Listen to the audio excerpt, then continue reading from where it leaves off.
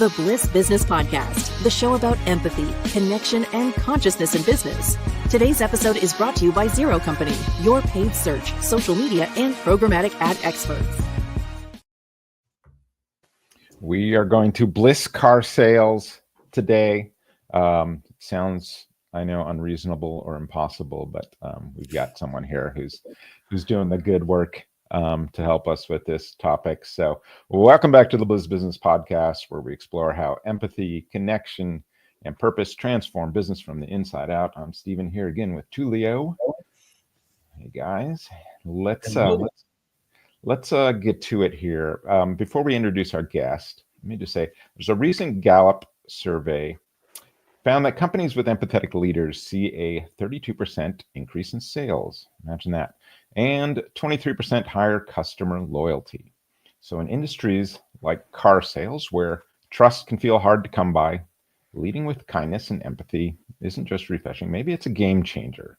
So today we're going to explore how empathy and kindness can reshape the very often uncomfortable, as Tullio will attest to, car sales process.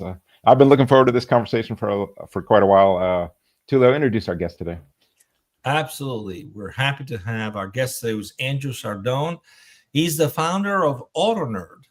Andrew has built a career on redefining what it means to sell cars by focusing on transparency, trust, and genuine care for his customers. His approach has transformed a traditionally high-pressure industry into one where buyers feel supported rather than sold to. Andrew, welcome to the show. Now, to kick things off, what inspired you to bring empathy and kindness into the car sales world? I mean, it definitely needs it, but what inspired you to do this? Well, one, because everybody tells you if you're going to start a business, find a door you can walk through that nobody's dealing with. It didn't come along as that. It came along more as like a wrecking ball to the side of the head one day.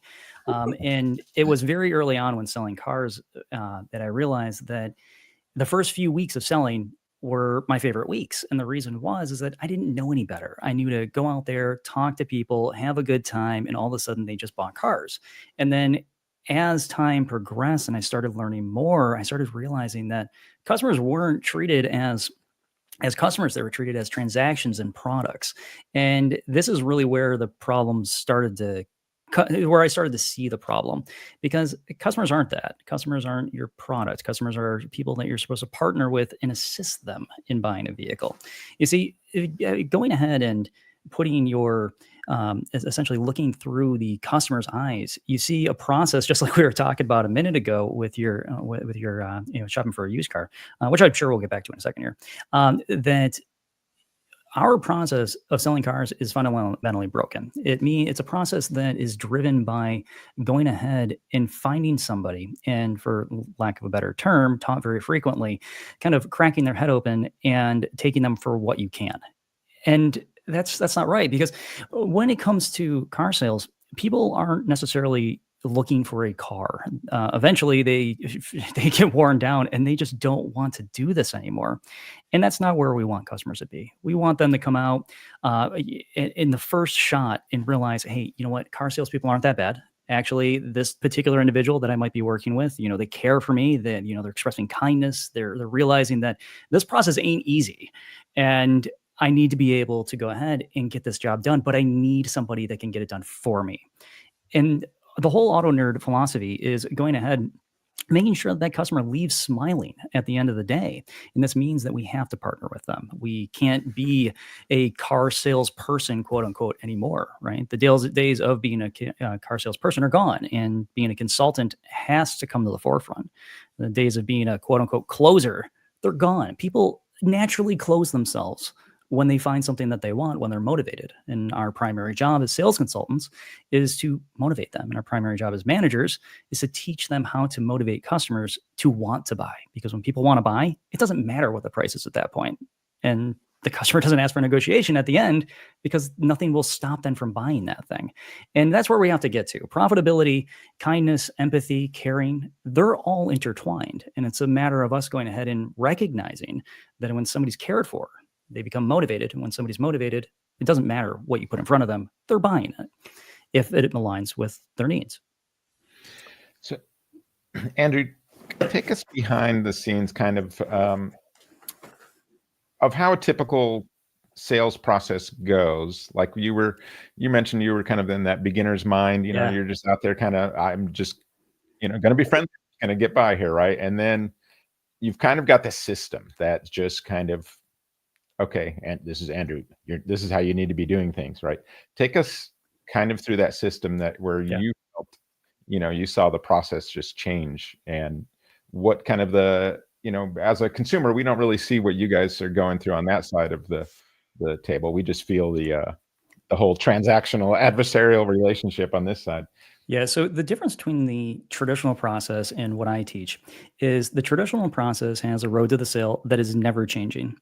And it's only taught as here's the steps, right? You got your meet and greet, say hello to the customer. With a little luck, they still want to talk to you after that. You sit down with them and you essentially fill out some paperwork to figure out what they want. And then you take them out pumpkin patching on a lot where they select their own product. Ultimately, in the end, the customer that can't afford, let's say, a $90,000 car selects the $90,000 car when another one would be perfectly fine. And then during negotiation, as a sales consultant, we hemorrhage our income through negotiation by paying for the customer to drive off with the vehicle. That's the typical sales process, and it doesn't cater to the customer in any sort of way that shows that we actually care about them. It shows that, hey, welcome to our restaurant. Let me take your order, and now let's go find. How about you go find your own vehicle, and then figure out how you can go ahead and pay for it. It's as though we have put forth a process that supports the idea of taking the whole process and throwing it in the can and turning it over to the customer, right? And so I set out to go ahead and figure out, first off, exactly why this happens. And it comes down to the fact we got a sales board in there. We need as many numbers on that wall as possible by the end of the month. And in the last week, who the heck cares how the customer's treated? While every other manufacturer out there is going ahead and saying, well, we need our JD Power and Associates scores to improve. Why aren't they improving? Well, because we're knocking customers' heads against the wall and giving them a hard time until they just simply say yes. And so this is not how people operate. It's not how humans operate. Humans operate in an area that, as the golden rule states, is that people do business with people they know, like, and trust. It's always been that way. But if they don't know, like, and trust you, come negotiation, you're pouring out your paycheck for them to drive away, and that doesn't help you pay your mortgage. So my whole philosophy is that the first half an hour, 45 minutes, I don't care. It could be an hour. It's about establishing that relationship, figuring out who this person is, so how you can help them, not how you can go ahead and tank them into that vehicle over there with $8,000 of profit in it so you can go ahead and walk home with $2,000. Yeah, it's a great, good day when you could do that. But if it's not a fit for that customer, that's not building a career. That's not getting the customer back. That's not showing the customer that, hey, I can support you further down the road, right? Finding a car sales consultant is more difficult. That's reliable is more difficult than finding a lawyer, dentist, doctor that you can trust to work on you. But yet we're not cutting you open. We're not hurting you in any way. We're not pulling your teeth out, right? But it feels like that, right? Through the process of, shopping for a used car, like you expressed, it's one of those things that you don't want to do. And when you do it once every 4 years, most sales consultants give up and take you down the path of least resistance, which means I don't help you. I give you what you say you want, but yet I don't go ahead and explain to you how these particular options are going to kind of wreck your bank account. And also satisfaction. So it comes down to the fact that we need to treat humans like humans. We have to have that conversation. We have to learn who they are. We have to set the relationship. And then we have to go ahead and pull the things that matter from their life. The people say hot buttons, and I say hot buttons are just a garbage tool that somebody invented back in the day. You got to dig below that. You have to figure out what connects those hot buttons to the human. And once you do, take out a sledgehammer and just start hitting them. If you find out that hitting those chords, because if you find out that the customer, for example, is into some unique hobby and you know nothing about it. It happened to me one day with pinball machines. Guy comes in and he goes, yeah, I'm looking for a large SUV. The simple question, why? Well, I collect pinball machines. I don't know anything about them. Tell me. I got him on footing that allowed him to express himself, and he instantly started trusting me, which is something that is never taught, is the simple fact that if you can get somebody to talk about themselves, they'll give you the whole roadmap on the road to the sale and exactly how to sell them a car, exactly which vehicle they need. And you could start to show them vehicles that maybe even be more basic models when they thought they wanted the fully loaded thing that's going to fit perfectly into their life. That's partnership. That's going ahead and putting yourself in the customer's shoes, going ahead and expressing caring to the fact that you have this wonderful person sitting in front of you who's riddled with anxiety. Our job is to bring that anxiety down, show them a great experience, so they give themselves permission to willingly say yes, even if the price is higher than what it may be on the webpage or higher than what it might be anybody else may have paid. It's about the experience. It's not always about the product. It's amazing. It's like describing when most of us go shopping for a car, we put on the armor because we're about to go to war. Oh my gosh. And then this game ensues, and it's a vicious cycle of who's going to outwin the other one, outwit the other one. It can be fun to play that game, but it's exhausting. So let's talk about what happens if kindness is infused into the sales process. What's some of the most surprising results you've seen when instead of like get them for all you can, it's more kindness driven? When that becomes part of the sales process, what's the surprise that comes out of that? What are the typical surprise results? It's amazing. And it's beautiful, actually. And I love explaining it to it is that even being in this industry, predominantly male dominated, it's beautiful. What happens if you go ahead and express kindness and get an actual connection with an individual? And it's not hard to do. I'm told that by statistics that, well, you're not going to be able to do it. No, you're able to do it with everybody. You just need to have the patience with yourself to pull it off. And when this happens and you start to learn about people, you start to realize that, first off, your CSI numbers for customer satisfaction indexes, they skyrocket. People love talking to people they connect with. Secondly, for consultants, we get burned out really fast. And I mean, most of us work 6 days a week. A lot of the time it's bell to bell. And a lot of the time we get this idea implanted in our head, and it's incredibly unhealthy, is that we always have to be on the sales floor, or else if we miss an up, that's food off our table. And then dealers, go ahead and they amplify that and make sure that happens. But the ability to work with people and actually enjoy working with them, and take this from a job and start to turn it into something that I connect with people, I help them.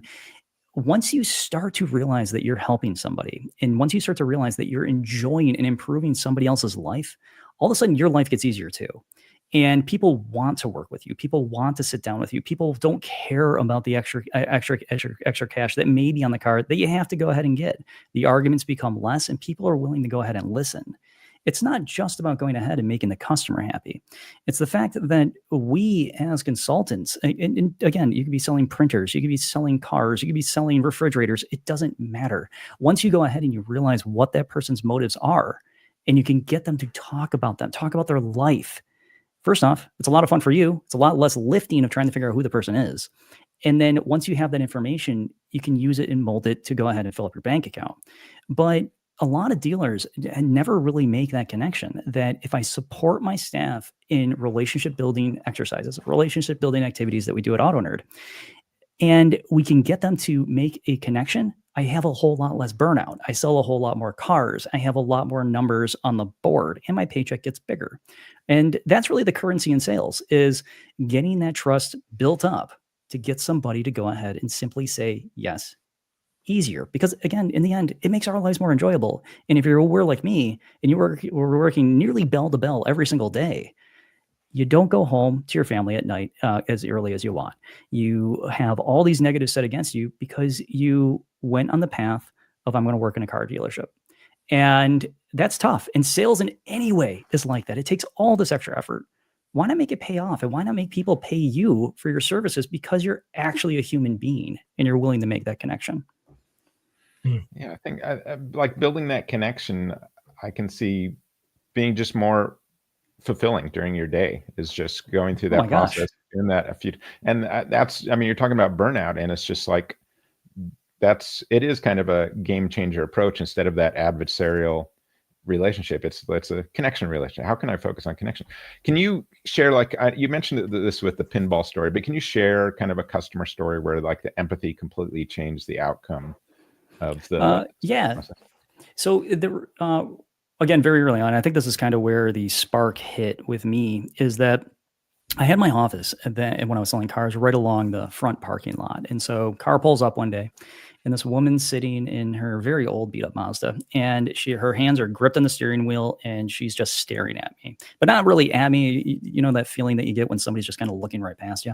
And so she was just petrified, frozen on the wheel. So I go back to doing my paperwork, working on my CRM for a minute, and I look over and I'm like, what the heck? Okay, it's really hot outside. Her windows are up. I walk outside, knock on her window. Ma'am, you okay? Can I get you a bottle of water? And genuinely concerned for her health. And she tells me right then and there, I can't move. I'm scared. I'm anxious. I hate buying cars. My husband passed away. I need to be able to go ahead and get this done, but I just can't do it. And that's kind of when the spark hit, is that it doesn't have to be like this. It doesn't have to be a transaction. People are looking for help. People aren't looking for a car when they come in, right? And when people start shopping, they see, 5 different vehicles that they can buy, let's say. Which one's your favorite? You go out, you look at it, you find out the sales consultants in the area are not willing to support you. You go ahead and you buy your second car. Tells me the car didn't really apply in the first place. You just needed somebody that can make this dream happen for you. And so with this woman, I brought her in, sat her down, and I just said to her right then and there, I said, buying a car is just as easy as to walking into the sub shop and buying a sandwich. The process just takes longer, and you need to find somebody that you can work with, that you can tolerate. I said, I'm willing to hold your hand, and I'm willing to go ahead and walk you through the process. And so she sat down, we talked for a little bit, figured out pretty much her whole life. She really just needed somebody to talk to as well. And so I let her unload. And the cool part about letting somebody unload, when you finally find that little spark that makes them tick, they start trusting you. As I said, they all of a sudden that trust factor starts going up, and all you've done is kept your yap shut and asked them a little bit about yourself or themselves. So this is when I saw this tick, is that we in the car business, whether you're in sales or whether you're a service writer or service manager or in sales manager, it doesn't really matter. This is a people business. And if we treat it like a car business, or we treat it like a business in which we are selling a product from, you're going to fail. And you're going to struggle, and you're going to wonder why every single day when you roll out of bed that you're going back to work. And that's not a way for living. I mean, you can't go ahead and look in the mirror every day and go, I love my life. Let me go ahead and, try to cave somebody's head in to buy a car. That's not a good motto to live by. Let me give you a slightly better one. Go on in and find somebody that actually needs the help. And actually help them, because people have stories. They all do. And they all have problems. And you're going to be the solution finder. Be that solution finder, right? Don't be the person that goes ahead and simply says, hey, my life's miserable because I'm deliberately making it that way because I don't feel I have any choice. You do have a choice. You have a choice to sell your product, or you have a choice to go ahead and make a profit simply because you made a connection. And that woman, I'll never forget her. She came in. She ended up buying one of the more expensive vehicles that we had because she walked into a ton of money because of her husband, and she loved it. She absolutely loved it. But she wanted the most simplest one that we had, which I thought was adorable. Like the most expensive, but the simplest. And so we walked her through all the simplest stuff. She left with a massive smile on her face. And by the time I left the dealership, when I left the dealership, I found out a couple of years later that she actually just kept coming back. She kept asking for me, where is he? But fortunately, the team there was able to handle that. So that was cool. That's why I love the older Mercedes. They're simple. They're simple. There ain't nothing going on with it. Get in. It's like driving around a lazy boy. It's beautiful. I love that picture though you painted of her just kind of gripping the steering wheel, because I think a lot of people, maybe they aren't frozen there at the steering wheel, but that's how they feel going through that process. Oh yeah. And I've always taken that for granted. When you told our story, I was like, really? So it's that? I mean, I know it's difficult, but wow, it's like almost like shock for some people. It's like such a fearful effort. It shouldn't be that way. It is. You mentioned walking in with armor, and one of the examples I use a lot is that at hello, your customer goes ahead and they put up a fortified concrete castle wall with archers and cannons pointing at you. And the reason is that when somebody goes ahead and grabs their keyboard and goes, how to buy a car? They hop on Reddit and every other site that goes ahead and says, hey, go on in, give them no information, make sure the sales consultant has no way to help you, make sure that you are doing everything that goes ahead and puts roadblocks in front of the consultant. And it's like, but due to every single little reason that I've seen Google or the chatbot kick out, you can flip it all on its head by changing your own attitude as a consultant. And as soon as you do, and people start to realize it, and it will be weird, you'll have customers that'll look at you and go, why are we still in here talking? Because we're getting to know each other. Getting to know each other means that I'm going to pull around a vehicle that you're going to love. I'm not going to waste my time. You're not going to waste yours. And we're going to love each other in the end. How's that sound? So this whole idea of the car buying process needs to be X, Y, and Z way is completely wrong. The roadmap to sell a car is embedded in the person's brain, and that's used on the road to the sale. And you have to mold the road to the sale to that roadmap in order to go ahead and actually drive profit at high margins. And I see consultants that I've worked with that'll go ahead and, there's consultants out there that'll they'll burn through 40, 50 cars a month on the board, and they're selling like crazy. And then I talked to one of my consultants not too long ago, and he goes, I sold 12 cars last month, and I maxed out my profit, and I'm well above the person that sold 40 cars. I said, so who has a more enjoyable life? And he goes, oh, I do. He goes, I do. I sold only 12 cars, and I made 15, 20 grand. And I was like, there you go. It's a lot better than getting $100 per car where most sales consultants sit these days. And that's not cool. I mean, you're doing 3-4 hours, maybe more worth of work, making $100. That's not fair. The customer came in to buy a new toy. You spent all that time with them to blow out your paycheck simply so they could be happy, and you get what? Pennies? Come on. That's not cool. Look at the most successful companies out there. They cater to people. If Apple didn't care about people, they wouldn't exist, right? If Google, they wouldn't exist. It's just how it is. Yeah.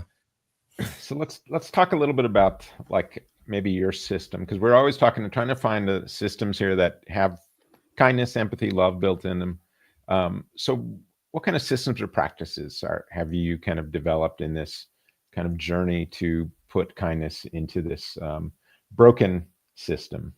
One of my big things is that to us in the sales department, it shouldn't necessarily be about quotas. Yes, managers have to worry about quotas. I get it. Owner has to worry about quotas. Manufacturers building cars, you got to get rid of them.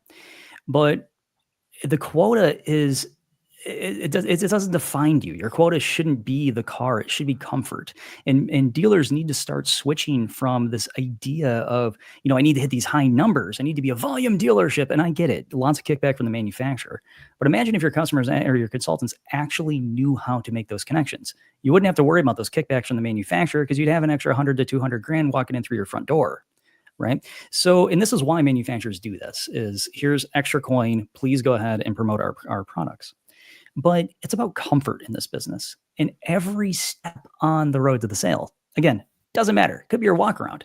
We find ways to go ahead and put these blinders on and make sure, and heck, we can even call it bumper bowling, where we start to get the ball rolling and we deliberately go, oh, hey, yeah, we are establishing a great relationship. Let's go this way. And then we bounce off the wall because we're told that, hey, you can't go ahead and do that with the customer. It's like, why? Because I'm trying to create a good relationship with them. I can't go ahead and walk around the dealership. I can't. There's all these little rules that just make life terrible. But when you look at the process, it's deliberately put in a way that takes the human element out and brings the product forward. And people, they don't buy products typically. People buy other people, so to speak, when it comes to the experiences. So my big thing is aiming for comfort at every single touch point with the individual. Is that if they are not comfortable, I am failing. I'm not doing my job. Because anytime anxiety spikes, when you get to negotiation, if the value isn't there and anxiety is high, that's where the customer goes ahead and builds up the value. They take it, they take it back. How much of a discount can I have? Well, hell if I know, I'm just a consultant, but I'll see what I can do is our only option of what we can say as consultants. But if we took a vehicle that the customer actually sees and loves, and we listen to them during our needs assessment, we listen to them during our walkarounds, we listen to them during vehicle selection, and we see the world through their eyes because we spent enough time talking to them in the beginning. And really, that's where I concentrate on. I concentrate on the first 20 minutes. And one of the things that I say an awful lot here is that in a lot of my classes and in the opening, I'll say flat out, closing is garbage. And the reason that most closing classes are garbage and most of them are absolute BS is because most people rush to the close and they don't start in the beginning. And if you start in the beginning, the close won't matter as much because the customer will just simply go, can I go now? Yeah. You want the car? Oh yeah. I want to leave with the car. But yeah, absolutely. And the conversation of negotiation almost disappears. And it's almost as though we use negotiation these days as this shtick to just get somebody to go, oh yeah, this is my opportunity to say yes to buying one. But most dealers now tend to use it as, well, it's my opportunity now to say no to you. So how do you help consultants balance that, right? It's I got to hit quota. I got numbers to hit. It makes sense. I should care about the customer. I don't want it to be performative. I want it to be genuine and authentic.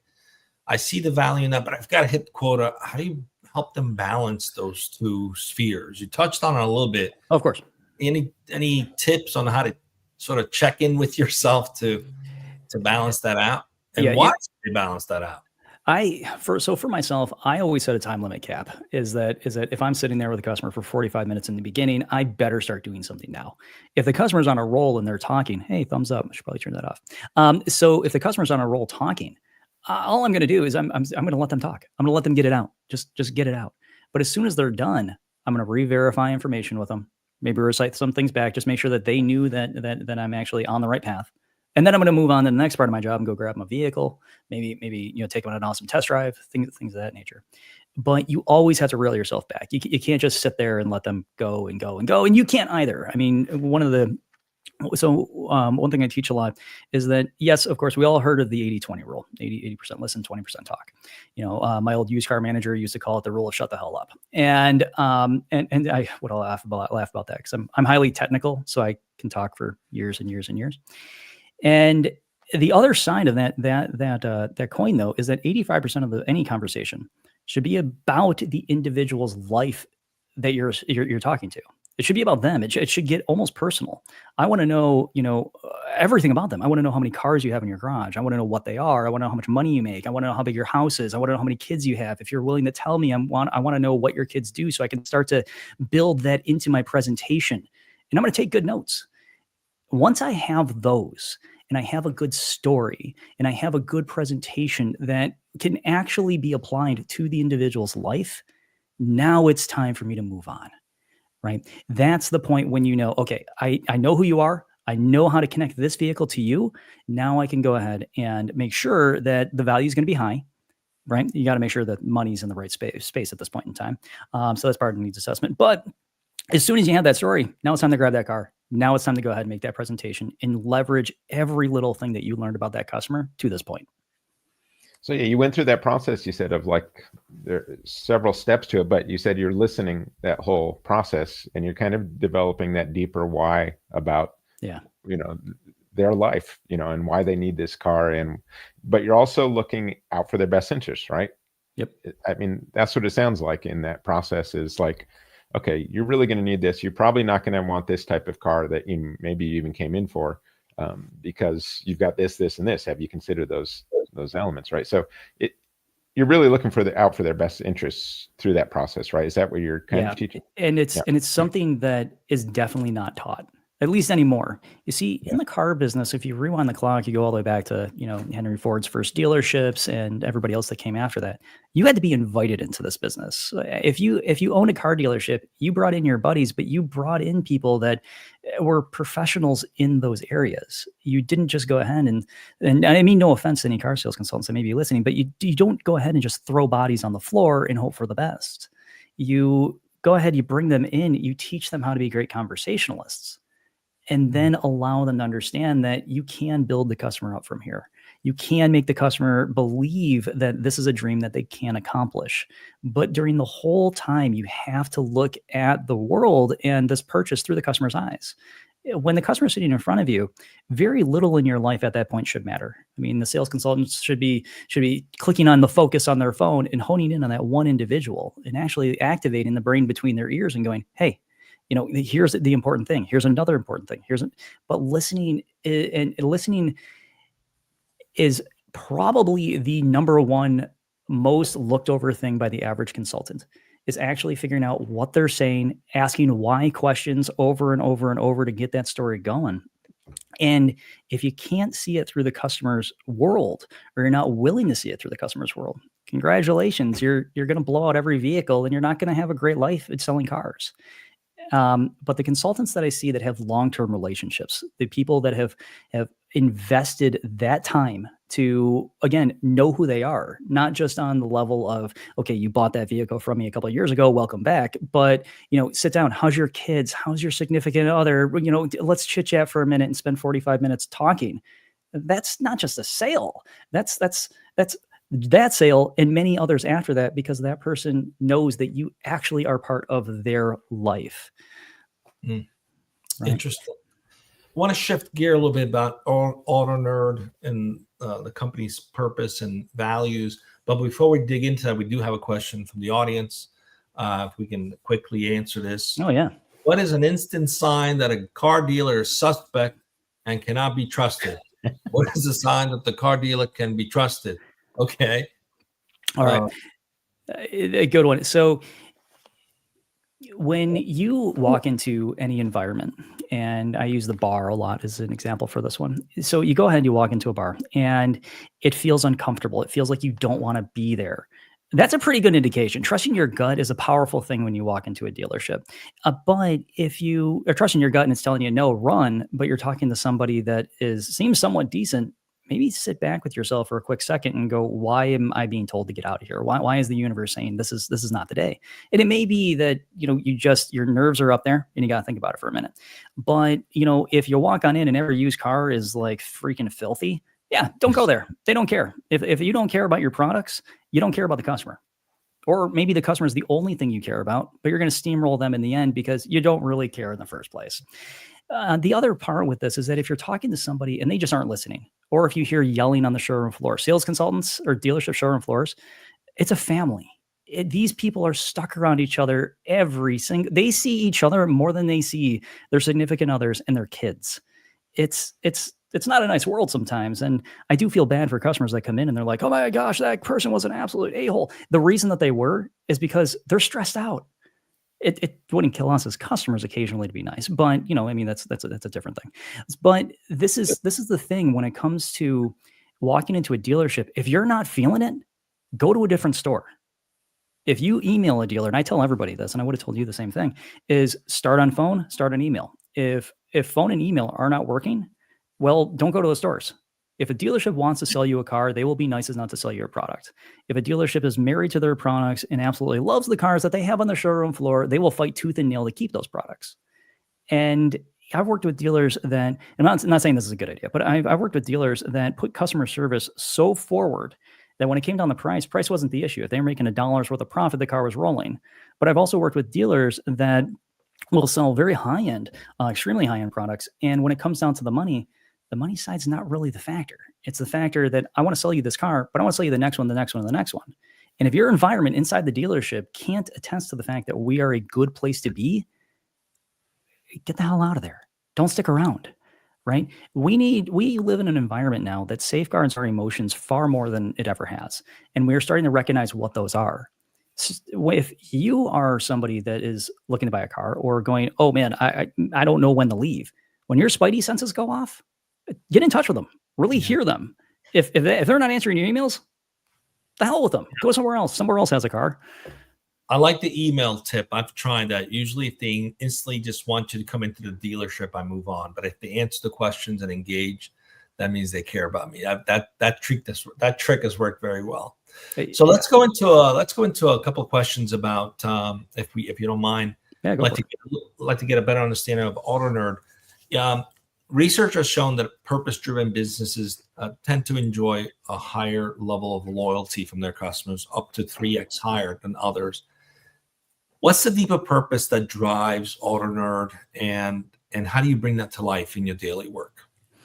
Humanizing this business is something that I'm passionate about. Going ahead and turning us all into robots is not something that I'm all about. And so I use this little mascot in my videos occasionally. At least he's on the poster of all my videos. And he's called Sprocket. That's his name. And it's because in this business, we're all taught to essentially be carbon copies of the last person that we just replaced. And we're not sprockets in this machine. We're all individual machines trying to go ahead and succeed in our own way. We're all our own brand, and we have to treat it like that. So humanizing the process is the only way for us to get the point across to somebody that, hey, I'm somebody that you can trust.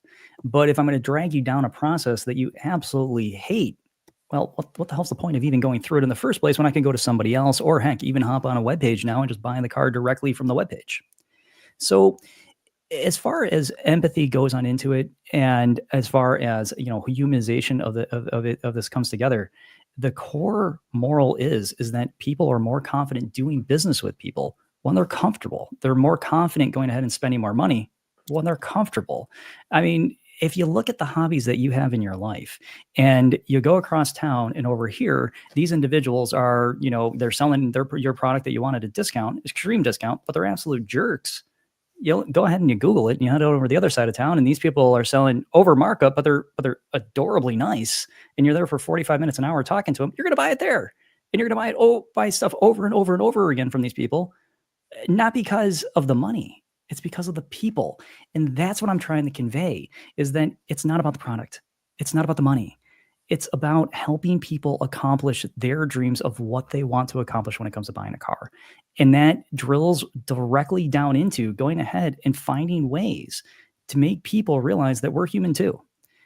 And the car sales consultants and any sales consultant, because I do some things outside of automotive, when it comes down to that, as soon as people realize that I'm talking to a human and I'm not talking to that person that I researched online and read all the terrible things about, and you're entirely different, you didn't earn a customer this one time. You earned a customer for life. So, but that's where we are, is giving salespeople the tools and the confidence to be able to pull off kindness and caring to allow customers to say, yes, I'll buy it easily. Nice. Andrew, what do you hope your approach will change in the broader automotive industry? If you could kind of wave a magic wand. I hope the message will be heard. Really, I hope that when somebody goes ahead and looks at my content, takes one of my classes, whatever it might be, or just follows the podcast, very simply, they start to realize that in this business, we are people, and we need to realize that, again, kind of like what I was just saying, is that we're not just simply parts that can be, I guess, pushed around to the point of just selling cars and then burning out. This life of selling cars isn't just about us. It's about establishing those relationships and making our lives better. And that's the point. I see sales consultants that come into this business and burn themselves out so badly that they end up in something else like construction. Not to say that that's bad. It's just they completely change gears and go somewhere else, because they're stinking miserable in a business that is willing to pay you for the amount of effort that you go in. This business does not want to be indebted to you. But when kindness and caring are put into it, and you have the ability to look at the world through the customer's eyes, now all of a sudden, your life just got a lot easier. And that's really the message that I want to bring, is that ease of our labor is connected to kindness and caring, which then drives profitability upward. For most people that I talk to, they seem to get it. And for a lot of people that don't get it, I just kind of look at them and go, your marks on the board are not your profit. That's not your bank account. What is your bank account? Is your commission slip. And if 2 deals went ahead and blew up over that guy's 10, that's what I'm looking for. I'm looking for you to have a better life, a bigger smile on your face, doing a little bit less work, maybe a lot less work, just simply because you have realized, if I bring myself into the game and I concentrate on this person, I'm going to win. It's always seems to be the case that kindness, empathy, it turns out it's often the most profitable thing. So glad to hear it. Hey, so Andrew, question I ask everyone on this show comes on here. What role does love play in business? What role does love play in business? Let me go the other way, and to have my answer give it an understanding. When love is taken out of this business, when love of humanity is removed, you start to find caring and kindness don't exist. They don't have any bandwidth at all. If kindness and caring don't exist purely due to love's lack of existence in any sales process, you fail. And if love is taken out of, let's say, the person in front of me. Now, I'm not talking about love per se in an extreme example. I'm talking more about just simply connecting with the person and appreciating that they're there in front of you. If you can't have that kind of love and appreciation for the individual on the other side of the desk to give them the time to create a relationship, you don't deserve to go ahead and earn the deal in the first place from that individual. You have to love what you do. You have to invest enough time in yourself to improve, where things like love can come to the table. Love for yourself to be able to be yourself. Love for the person on the other side of the table so you can allow them to be their truest self and be able to tell you how to help them. and love for the fact that you can break those guardrails of the typical road to the sale and allow the customer to express themselves so they can actually start to trust you. Wonderful. Andrew, it's been great to have Thanks, you guys. today. It's been awesome. How can people connect with you? Tell us a little bit about how people can connect you, where they can connect with you. AutoKnerd.com is going to be the easiest way. I've been working real hard on that. So expect to see some minor changes here and there. But so AutoKnerd.com is the easiest way. Don't forget that K. The K means that you're the techie that has come to save everything. You're the knight and the nerd all wrapped into one. So that goes out to all those like 12 and 13-year-olds that get asked by their grandparents, can you show me how to use the phone? Not a problem. We got this. But so AutoKnerd.com is the easiest way to do it. You can also find me on LinkedIn. You can find me on Facebook. You can, and I guess those are really my big ones. But AutoKnerd.com is really the place to go to find that podcast, see the videos, follow along. And also YouTube as well is there. So thank you, Andrew, for being on the show. Andrew and I are going to continue this conversation on his show. It'll probably be my turn to do most of the talking on there. I've been actually taking some notes like, oh, I'm not going to bring this up on my show. I'm going to bring it up on his, on some of the points he's making here. So we're going to be airing that soon. So tune in. We'll let you know where that's at. But thank you, Andrew, for the show today. It's been a great conversation. We're going to continue this conversation. And for those out there listening, thank you for listening. And please like and share with someone who would benefit from Andrew's perspective, which you may know some industries that really need this more than others for sure. But anyway, we'll see you next time on the Bliss Business Podcast.